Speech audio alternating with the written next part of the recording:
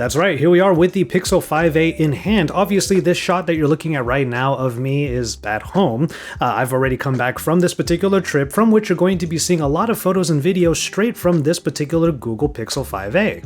Quick note, this little getaway that Issa and I did to the islands of Hawaii was something I scheduled quite a little while back because we are just reuniting after not seeing each other for many months due to the world situations. That being said, our travel to Hawaii was actually super low-key. We made sure to only eat like local foods, use local services and whatnot, and we actually didn't go out a whole lot. It is very crowded in Honolulu in particular, but we just focused on more outdoorsy things, just being in the hikes or being on the beach. Bit of a getaway for us, but we are still bringing our work with us, trying to do our best to have the smallest footprint as possible given the situations that are going on. So you'll be hopefully seeing a lot of different insights into the islands and whatnot.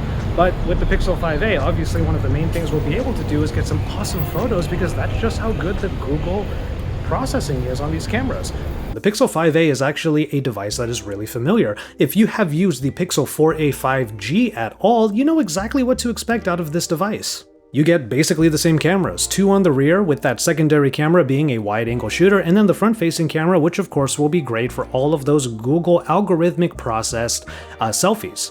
Even the design is super reminiscent of the Pixel 4a 5G, with this black finish that in some light can actually look a little bit green. But that design has been somewhat enhanced. After all, this time around we have ourselves an IP rating on here, IP67 rating to be exact. And a larger battery is hopefully going to be able to keep up with everything that I am going to put this phone through during the real-world camera test, so let's get back to it. Already off the bat, via the videos primarily, you can see that the quality of these sensors is still rather dated. We do have plenty better shooters out there when it comes to just straight up video quality, so this might not be my first choice as far as vlogging phones are concerned. Of course, you know one of the things I love to do on phones like this is get that wide angle going on the back and then vlog like this. I don't know if you can really see the line behind me, but this is the line at Vergara Brothers Waikiki, one of the best places to get some poke on the island, or rather in Honolulu at the very least. But yeah, we're going to try it out for the first time. After all, this is my first time coming to Oahu, so let's get some local, awesome poke, local seafood. Vergara Brothers was started by two brothers who moved to Hawaii from Japan. They actually opened the first location in 2014 in Chinatown, and then this location that Issa and I are eating at, or picking up food from, was started in 2016 in Waikiki. On this particular day, only the Waikiki location was open as the Chinatown location has different hours. But in the years since opening up, Vergara Brothers has been providing a fresh take on Hawaiian poke, also providing sashimi that is inspired by the Tsukiji market from their homeland of Japan. While I don't know if the person who gave me the food is one of the brothers, they had wonderful customer service there, definitely provided this wonderful food with a smile on their faces, which we then brought back to our hotel. Food acquired. Now it's the walk back to the hotel room, where along the way we will do our best to get some local drinks to go along with our food.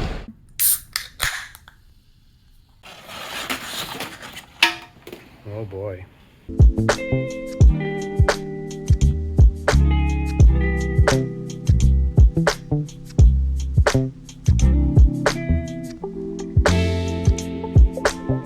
Already a really good start.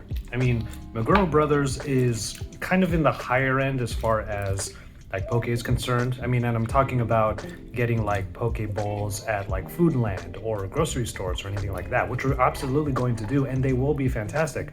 But this is just it's not better, it's not worse, it's just different and still amazing. Yeah. As a straight-up video shooter, the Pixel 5a is obviously a little bit lacking, but that mainly comes down to the hardware that this phone is using. And as a more mid-range and more budget-friendly device, I can't really fault it for having this level of video quality. That being said, this is a Pixel 5a, and some of the features that were introduced in the Pixel 5 do make it onto the A-series device, and those are going to come in handy with where we decided to go in the morning after our Vergara Brothers fish. But first,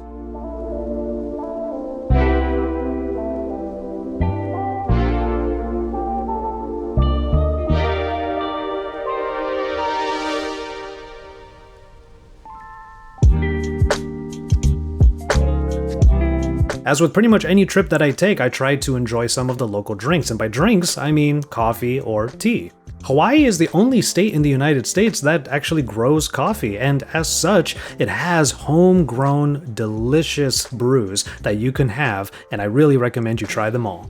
Notice that it says 100% Kona coffee. That's because most of the Kona that you might have on the mainland is actually blended with other coffees. It's too expensive to bring it to the mainland and make 100% Kona cups. But here at Kai Coffee, we're able to try Kona in its full glory.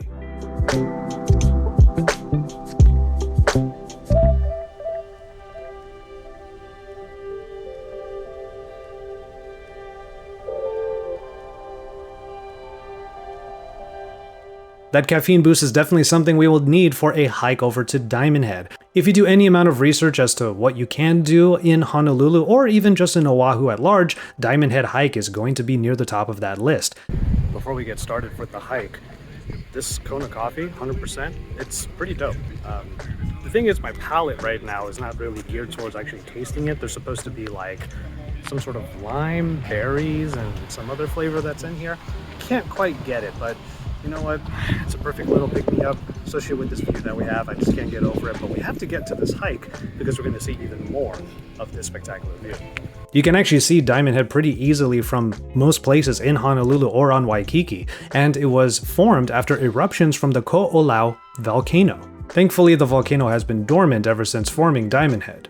And if you're wondering why this place is called Diamond Head, it's because British sailors way back in the 1800s discovered sparkling volcanic crystals in the sand and mistook them for diamonds. Oh well. There's an interesting sight right before we get started with the hike. It started to rain a little bit. Should be passing rain, but yeah, definitely getting spritzed on right now. The actual hike itself is really not too bad. It has winding walkways that get steeper and steeper the closer you get to the top, even becoming large staircases. You even go through a small tunnel just before you get closer to the peak.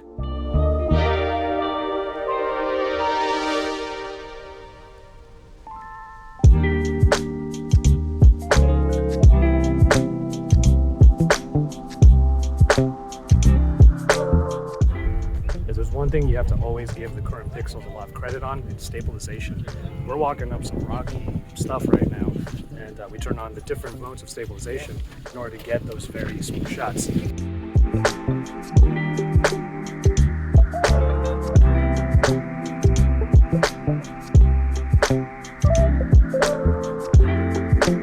The Pixel 5a's processing is doing a great job in all of the photos that you're seeing throughout this video, and that's something that is very much expected. The Google algorithmic processing is making it so that even these dated sensors are able to pump out wonderful photos that you would be able to use as memories of a trip like this. The videos, like I said before, are not great, but some of the stabilization modes really do help when you're traversing terrain like this. In particular, the ability to just lock the zoom, that way you can get very steady footage even of something that is far away. That was definitely useful for all of the scenery that was far away once we made it up the crater. We had to come down the crater pretty quickly though so that we can make it to our next item on the itinerary.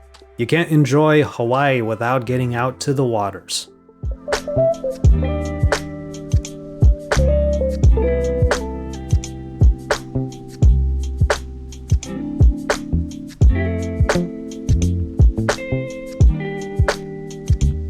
While the stabilization modes really came in handy for the rocky ride that we had on the catamaran, the slow motion did come in handy for some of these dramatic shots, even though I was trying to capture some dolphins that ended up swimming right aside our boat.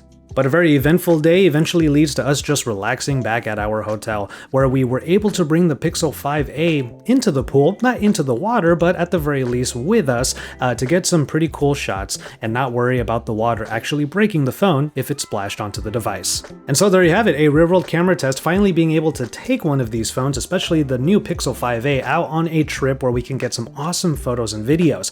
Also guys, this was what we climbed. This was what we were hiking. Let me know what you thought of everything that you saw in the comment sections down below. If I had to give a little bit of a conclusion on this, I think the Pixel 5a is a great shooter for most people who are already looking at devices around this price point. If you don't want to spend too much money and you're focusing mainly on photos, obviously the word pixel means something. While the videos do leave a little bit to be desired, that is, again, coming from me, someone who wants to be able to record that high quality 4K for all of the vlogs and videos that you might be watching on on YouTube. But if you're not a YouTuber, have fun taking all of those pictures and you will be certain to get some great shots. Look forward to more from this trip that Issa and I did, as we also brought a couple of high-profile devices with us, so that's a bit of a teaser for you. Look forward to those videos coming very soon by subscribing to my channel. From there, drop some likes on this video, and again, get into the comment sections, let me know what you thought of how the Pixel 5a fared in this real-world camera test. With all of that said though, we're going to go ahead and call it on this one. Thank you so much for watching, please take care of yourselves and each other, and enjoy your tea, everybody. Maybe in this case it's coffee.